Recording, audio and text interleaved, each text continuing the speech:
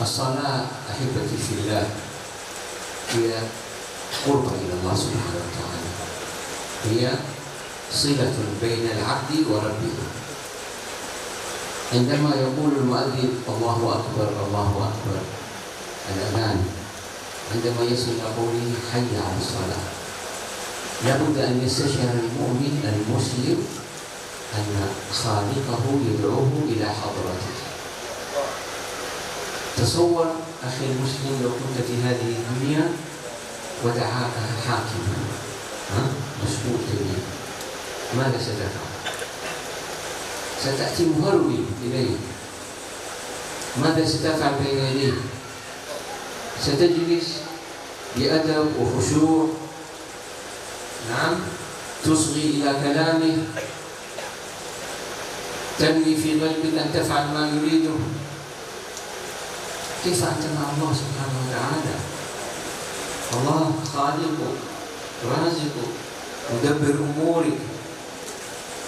لا بد للمسلم أن يستشعر هذا المعنى عندما يقول المؤذن حي على الصلاة. الله يقول لك يا عبدي تعال إلي، أقبل إلي، اترك الدنيا، اترك الدنيا بهمومها غمومها مشاكلها، تعال إلي. لا بد أن المسلم يدرك هذا المعنى ويجعلها في خاصة قلبه، لأنك إذا عرفت أن الله سبحانه وتعالى يجزيك بالصلاة، وهو ركن، إن الصلاة كانت على المؤمنين كتابا موقوتا، تجازى عليها إن أقمتها بأركانها وشروطها وواجباتها وسننها وكنت خاضعا وفي أوقاتها، نلت السعادة في الدارين، نلت الطمأنينة في الدارين.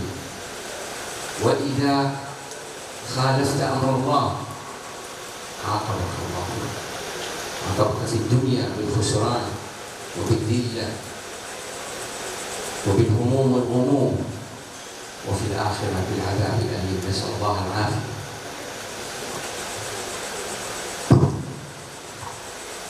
Beliau meneruskan nasihatnya bahwasanya sholat adalah bentuk amal pendekatan diri kepada Allah Subhanahu wa Ta'ala. Sholat merupakan silah penyambung antara hamba dengan Tuhannya. Ketika muadzin, orang yang azan telah melantunkan azannya Allahu Akbar sampai hayya 'alas shalah, maka kita harus berusaha menghadirkan hati kita bahwa kita dipanggil oleh Allah Subhanahu wa Ta'ala. Siapakah Allah? Adalah zat yang menciptakan kita. Siapakah Allah? Adalah zat yang telah memberi rizki kepada kita. Kalian disuruh membayangkan manakala sholat, bayangkan seperti menghadap seorang raja, menghadap seorang hakim. Tentunya kalian akan datang dengan khusyuk, dengan tenang, dengan akhlak yang baik. Lebih-lebih kalian menghadap Allah Subhanahu wa Ta'ala. Kita harus berusaha meniatkan dalam jiwa, mengerjakan amal sholat dan lainnya hanya karena Allah semata. Karena setiap orang muslim harus merasa ketika muadzin melantunkan hayya 'alas shalah itu merupakan panggilan Allah Subhanahu wa Ta'ala untuk kita mengabdi kepada Allah, mendekatkan diri kepada Allah, tinggalkan dunia yang di dalamnya mengandung kegelisahan, kesusahan, malapetaka, masalah-masalah yang menghempitkan jiwa.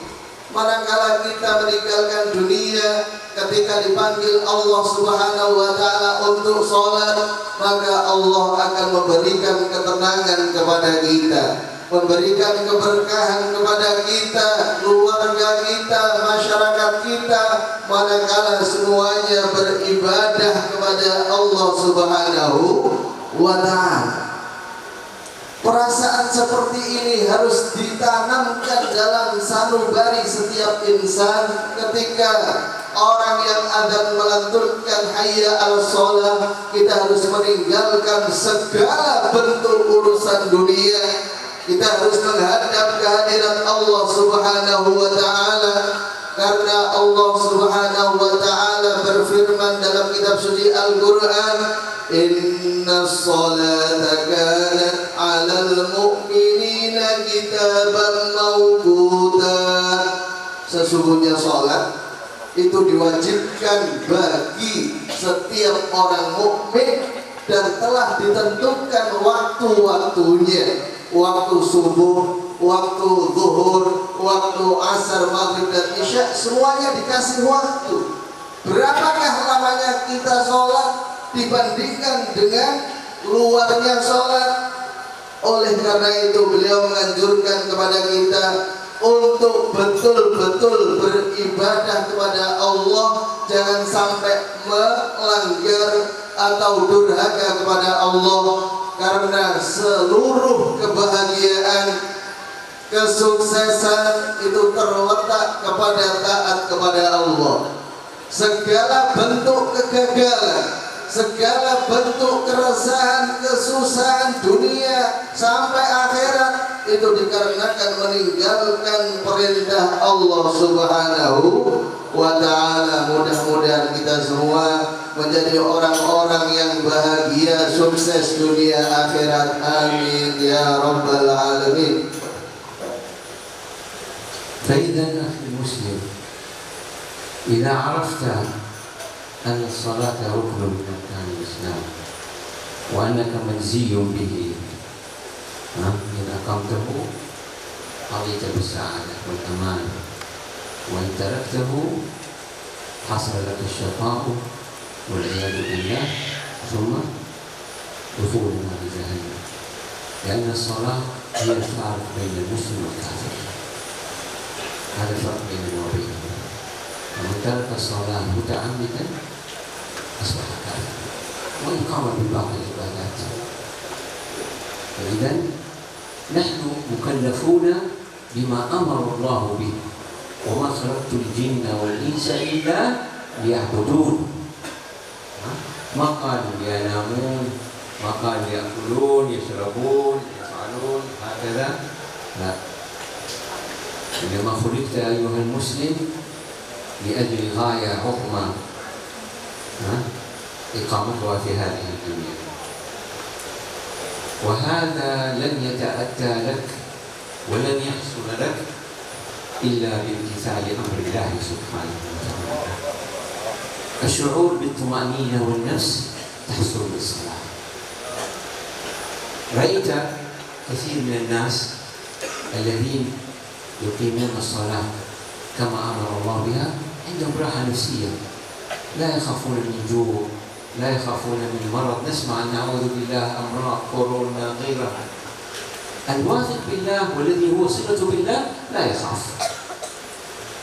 المؤمن الذي يقيم شعائر الله لا يخاف، لأن الله يؤمنه في هذه الدنيا، ويؤمنه يوم الحساب، يوم العقاب، يوم المساءلة.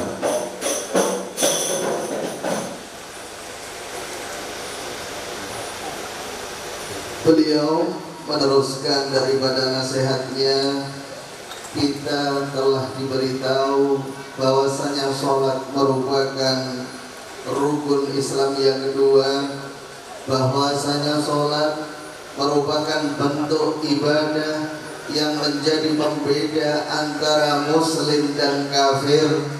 Kalau orang sengaja meninggalkan sholat, maka dia sudah menerima hukum bahwa dirinya adalah orang kafir. Kita sebagai makhluknya Allah Subhanahu wa ta'ala mukallafun ala sholat. Kita diwajibkan untuk mengerjakan sholat. Kita diciptakan oleh Allah ke dunia yang fana ini tiada lain untuk beribadah Allah berfirman dalam kitab suci Al-Quran, wa ma khalaqtul jinna wal insa illa liya'budun.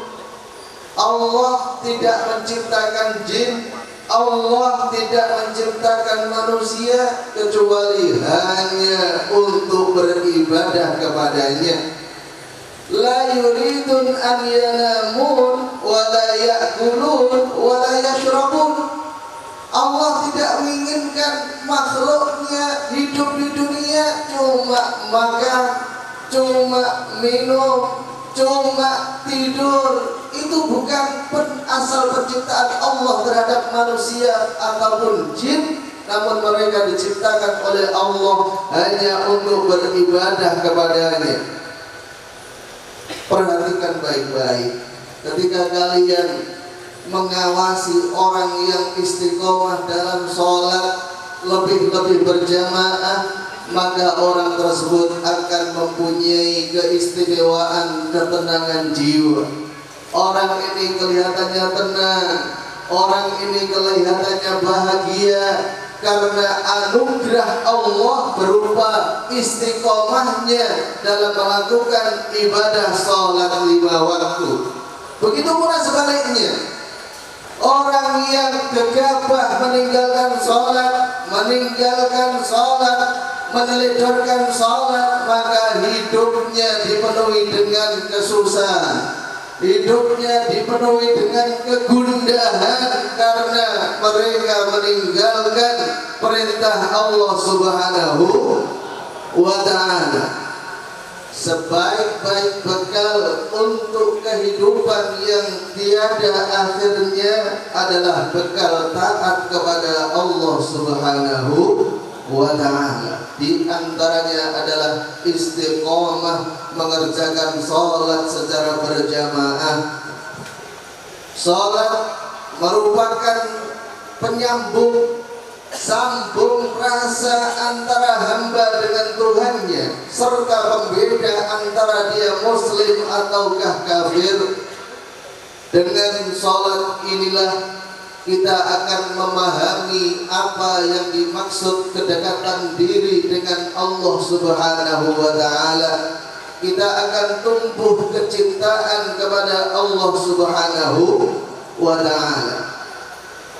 Beliau menceritakan ada kejadian di sebuah pelosok desa, yang mana pelosok desa ini mengalami qahtu, sulitnya air, tidak ada hujan, tidak ada sumber air yang muncul.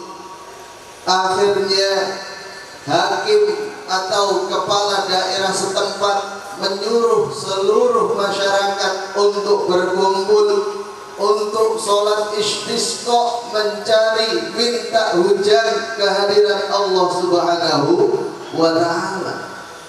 Akhirnya masyarakat pun berbondong-bondong untuk mengiyakan perintah sang kepala atau hakim di daerah tadi. Namun 1 hari, 2 hari, 3 hari mereka melakukan sholat istisqa dan berdoa, hujan pun belum tiba, belum diberikan hujan oleh Allah Subhanahu wa ta'ala. Lantas hakim ini mencari lagi, apakah ada yang belum datang melaksanakan sholat istisqa. Dicari, ternyata ada salah satu orang, wakilah huwa majhul, orang yang ditarik hatinya sehingga hanya Allah Subhanahu wa ta'ala yang dilihat. Orang ini dipanggil oleh sang kepala daerah dan disuruh untuk mengikuti sholat istisqa. Orang ini bilang, saya ini orang yang tidak punya apa-apa, saya ini miskin, apa gunanya saya datang ke sini? Tidak apa-apa, kamu harus mengikuti sholat bersama orang-orang yang ada di sini. Akhirnya orang ini tidaklah sujud kecuali hujan turun dari Allah Subhanahu wa ta'ala. Orang ini berkata di dalam doanya, Allahumma bihubbika iskinil ghaitha. Ya Allah, sebab cintaku kepadamu, turunkanlah hujan dari langit. Tidaklah sujud kecuali telah hujan. Belum selesai sholat, rahmat Allah pun turun, dikarenakan dekatnya beliau ini kepada Allah Subhanahu wa ta'ala. Lalu apa penyambung kita kepada Allah yang paling kuat? Tiada lain adalah sholat. Beliau sering dan berulang-ulang menasihati tentang sholat. Kita harus berusaha merasakan nikmatnya ibadah kepada Allah. Tidak mungkin orang ibadah langsung mendapatkan kenikmatan, kecuali orang ini harus belajar, kecuali orang ini harus mengaji sehingga mendapatkan perasaan nikmatnya ibadah. Dan ketika sholat, manakala kita mengucapkan Allahu Akbar, kita harus merasakan dan meyakini tidak ada yang besar kecuali Allah Subhanahu wa ta'ala. Ketika kita niat sholat, kita harus niat bahwasanya kita menghadap siapa? Menghadap Raja di Raja. Ketika kita menghadirkan hal-hal yang seperti itu, kita akan sholat dengan khusyuk, kita akan sholat dengan tadarruk, hanya karena Allah semata kita beribadah, tidak dikarenakan manusia. Beliau menceritakan salah satu sahabat Nabi Muhammad SAW yang bernama Abdullah bin Abbas. Abdullah bin Abbas ini ketika bangun malam, sholat malam, beliau mengerjakan qiyamul lail dan memohon kepada Allah, ya Allah, lantaran sholatku ini berikanlah keberkahan kepada putra-putraku, lantaran qiyamul lail berikanlah kemanfaatan bagi keluargaku. Dengan inilah usaha seperti ini, insya Allah kita semua akan dikaruniai Allah anak-anak yang soleh dan solehah. Beliau Nabi besar Muhammad sallallahu alaihi wasallam ketika mengalami masalah yang rumit, beliau tidak pusing-pusing, langsung bergegas mengambil air wudhu, kemudian mengerjakan sholat. Itu merupakan pelajaran bagi kita ketika kita mengalami suka maupun duka. Obatnya tiada lain adalah sholat. Namun sholat yang bagaimana? Sholat yang yastawfi syurut, yang sempurna syarat-syaratnya, rukun-rukunnya, sunnah-sunnahnya. Dengan inilah kita akan mendapatkan apa yang kita harapkan di sisi Allah Subhanahu wa ta'ala. Beliau menyampaikan sabda Rasul sallallahu alaihi wa alihi wa sahbihi wasallam yang berbunyi, "Ma zalal 'abdu yataqarrabu ilayya bin nawafil hatta uhibbahu." Tidak hentinya seorang hamba ini terus-menerus mendekatkan diri kepada Allah Subhanahu wa ta'ala dengan jalan melakukan sunnah-sunnahnya Rasul sallallahu alaihi wasallam.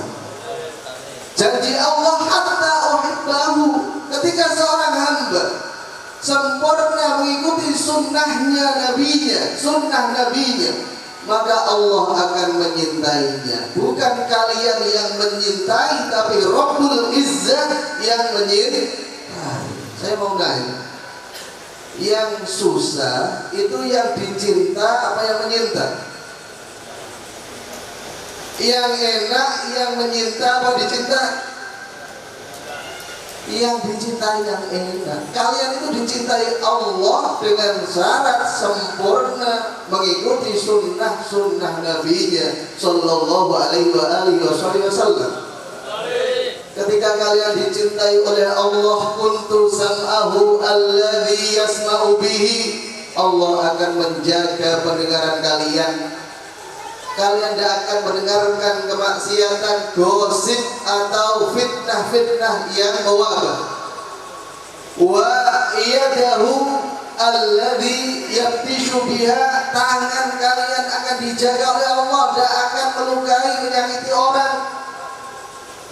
Wa rijlahu alladzi yamshi biha, kaki orang yang dicintai Allah tidak akan melangkah kecuali di tempat-tempat yang diridhoi oleh Allah.